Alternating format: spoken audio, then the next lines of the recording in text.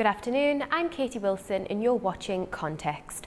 On today's programme, we'll be discussing the latest ongoing developments in the major escalation in the conflict between Israel and Iran. Israel's military says Iran has fired about 100 drones towards its territory. However, Israeli media are now reporting that all of these Iranian drones headed towards the country have been successfully intercepted. It follows Israel's strikes on Iran's nuclear sites and military commanders overnight. The IDF says it carried out strikes on nuclear sites in Iran and says Revolutionary Guard Chief Hossein Salami and other commanders have been killed. Iranian state TV said residential areas in Tehran were hit and civilians were among those killed, including children, though this could not be independently verified. Israel's Prime Minister Benjamin Netanyahu says the attack is part of Operation Rising Lion, adding Iran was a threat to Israel's very survival. Iran's Supreme Leader says he won't let Tel Aviv go unpunished. Iran has accused the US of supporting Israel's attack, which the US strongly denies. President Trump said he was aware of the strikes beforehand, but emphasised the US played no part. Joining me now to discuss the latest ongoing developments and what they mean for the region is political analyst Enrique Casero and Yossi Kupavasa, Director of the Jerusalem Institute for Strategy and Security. Thank you for being with us. Now, Mr. Kupavasa, I'd like to start with you. So, we know why Israel has decided to attack now. Tell us more about that, because this is a massive gamble for Israel, isn't it? Yes, it is, and I hope it's going to be a successful one. Thank you for having me anyhow. I think that the reason we decided to operate now is a combination of three reasons. One, I hear my echo. But anyhow, the first reason is that the Iranians started moving towards weaponization of the enriched uranium they have, and they accumulated a huge amount of enriched uranium of very high levels, 60% level of enrichment. And this was enough for producing something like 10 to 15 bombs. And they were making progress on the weaponization program, and we had to stop it before it's too late. Secondly, we realized that the Iranians are very dangerous because they have been refusing to accept the offers given to them by the Americans for a compromise that would make sure that they were not going to have nuclear weapons. And they denied all the American proposals that said that they will be able to have enriched uranium for some lower levels, provided it's not produced in Iran, on Iranian territory. And third, it's that it became clear that the time is running out and that Iran is breaching the international obligations it has according to the NPT, and that the Iranians are both dangerous and vulnerable. And this convinced us that this is the proper time. It's high time to carry out this operation.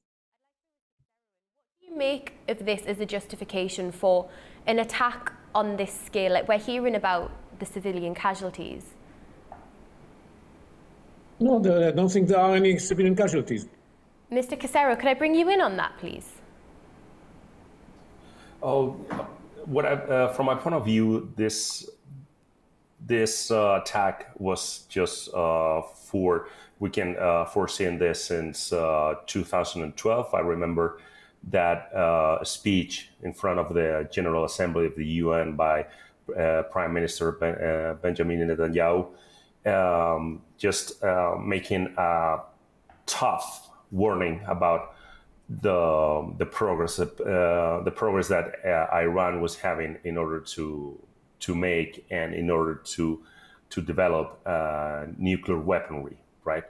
And right now we are facing an attack in a particular moment of time, 13 years after that speech, in a particular moment of time in which Syria has been dismantled as the dictatorship of Assad, and in which Lebanon is trying to recompose itself as a structured, let me put it this way, country and a structured nation. And for me right now, Iran is the last piece rogue nation that we can find in, maybe it's not the last piece, but it's the most important last piece of a rogue nation in the Middle East. And as we know for sure, 1 year ago, those bombings over Israel from Iran that was repelled by the Dome, and attack and counterattack is finally developed in this attack. Mr. Kupavasser, sorry? I'm going to bring Mr. Kupavasser in. As this attack has been widely condemned by the international community, where does this leave Israel diplomatically now? Is it a sign that Israel is beyond diplomacy? No. First of all, the attack was not deplored and condemned by the international community. Just on the contrary, the United States, Germany, France spoke in favor of and justified the attack. So we are not in a situation where they condemned the attack. On the contrary, as I say. And I think that everybody understands that there's a need to stop Iran and make sure that Iran doesn't have a nuclear weapon. If they were ready to accept a deal that was presented to them by the Americans, it would have been better maybe, but they denied the deal. And therefore, there was a need to take action in order to prevent them from having a bomb. They were on their way to a bomb. They were already activating the weaponization program. Could this attack simply bolster Iran to race for nuclear weapons? Could they see it as a necessary deterrent to prevent attacks like these from happening? I think that this is going to prevent an arms race for nuclear weapons, because everybody understands what it means if you are trying to develop a nuclear weapon, especially if you're at the same time talking about destroying Israel and making it disappear from the map of the world. So I think that everybody is going to be much more careful and restrained when it comes to attempting to acquire nuclear weapons. Mr. Casero, I'd like to turn our attention to Washington. Now, President Trump has emphasized that the US has played no parts in these attacks, but what does that mean for Israel to conduct these without its strongest ally? I don't think it wasn't without its strongest ally. I mean, in an implicit way, Donald Trump said, okay, if you want to do this, do it.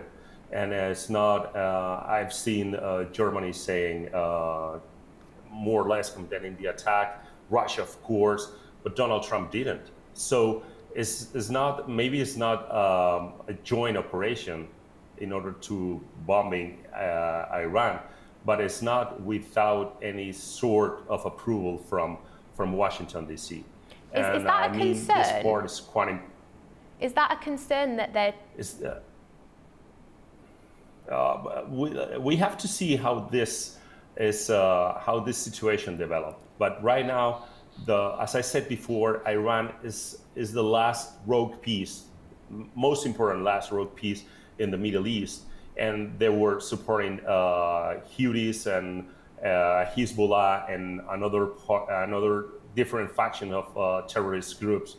So I don't think that the United States is going to have a sudden or immediate reaction against this attack or going further attacks. Now, Iran has vowed retaliation. I'd like to stay with you, Mr. Casero. Realistically, what kind of retaliation is Iran capable of, given that we've seen that the Iron Dome can intercept a lot of retaliation? Mm-hmm. First and foremost, I guess that drones and missiles are going to get involved and are going to place in the worst scenario soon by Iran. But as far as we know, and as much as they proved, the Iron Dome are going to repel all these attacks. I don't have any sort of evidence that Iran has improved their retaliation weaponry, or they're trying to back-to-back any sort of technology for improving or trying to react or trying to overwhelm the Iron Dome. I mean, right now I don't think Iran can do in a more conventional way of the warfare, any sort of surprising attack, but we always have terrorism, and with terrorism and small cells and just asymmetric warfare, we know that a lot of terrorist groups can support whatever Iran's interest will be. Mr. Kupavasa, how concerned are you about this war escalating even further? Of course, I'm concerned because the Iranians promised to retaliate, and they may use the missiles they have and the drones, and they can use terror activities, as my colleague said, and they can use cyber activities. They are pretty strong at cyber. We are concerned. But we know what was the alternative. The alternative was to allow Iran to have a nuclear weapon. This would have been 10 times worse than that. And I have to also emphasize that our operation is not focused only on the nuclear project of Iran, but also on the missile projects. We just have attacked some missile production facilities and plants in Iran, and we took action against the existing missiles. We are operating against the missiles as well.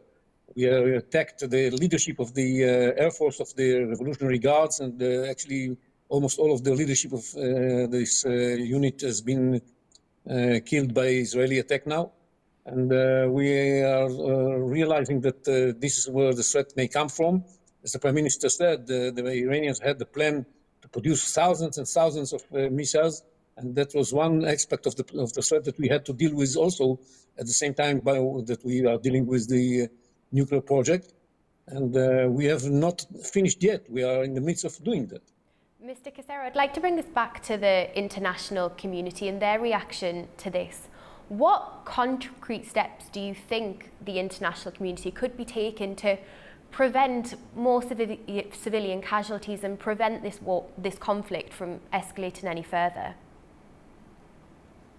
As far as I've seen, except in Russia, Germany, the European Union, Qatar even, they're asking for a diplomatic solution here. And I think right now is the most, I don't want to say risky, but the most farther bet that any country on the international scenario is going to put on the table as a bet. So diplomacy is right now the way that all the international community, or almost all the international community, is looking for. I think is the only safe step where the international community can take here. Otherwise, not relying on diplomacy means escalation, and I don't think any country wants an escalation in here. And as far as I understand, this is going to be the pressure on the international community as well, over Israel, and as well Iran. We have to see reactions from Israel in order to being seated on a table with Iran in order to have peace talks. And there is no wood in the world for all the peace talks that we are just witnessing right now. We got Ukraine, we got Gaza, we got this one, we got lots of them. But right now there is no other option but diplomacy if it's not a conflict escalation. So let's see how this diplomacy let's see how this diplomacy works. Let's see who's going to be the hub, the intermediation, who's going to play that role. And but right now, if there is I bet we're going to see some other attacks and some other retaliation before any kind of peace talk is going to take place. Mr. Kupavasa, what do you make of what Mr. Casero was saying? How realistic do you think a diplomatic solution could be to this? Well, I think that the reason we went to this operation is because the diplomatic efforts failed. was an attempt by the Americans and the Iranians to reach an agreement, but the Iranians proposed supported such positions that it made it impossible to reach an agreement. And that's why we ended up with this operation, as I said in the beginning. And so I doubt that we should be able to reach an agreement right now. It's a little bit too late, and we are now in the midst of an operation that has to take care of the Iranian capabilities through the use of force. That's what we're doing. If later on this is going to be translated into some agreement that would guarantee that Iran is not trying to move back to having the capability to produce nuclear weapons, that would be great, but we will have to wait and see. I think that the diplomatic efforts are premature now, and we shall see later if there are conditions to move in this direction. The most important thing that can happen now on the diplomatic front is if the people of Iran gentlemen, for your decide insights, to take and action. thank you for joining us. Now, that brings this edition of Context to a close. It seems in deciding to attack now, Israel is taking advantage of a window. Iran has not yet rebuilt air defences, which were degraded by an Israeli attack in October, and a strike preempts the next round of nuclear talks, which are due to take place on Sunday between the US and Iran. Iran's supreme leader says Israel should anticipate a severe punishment following the overnight strikes. And of course, this is an ongoing story, so keep watching Anewz for the latest developments. Thank you for watching. Bye for now.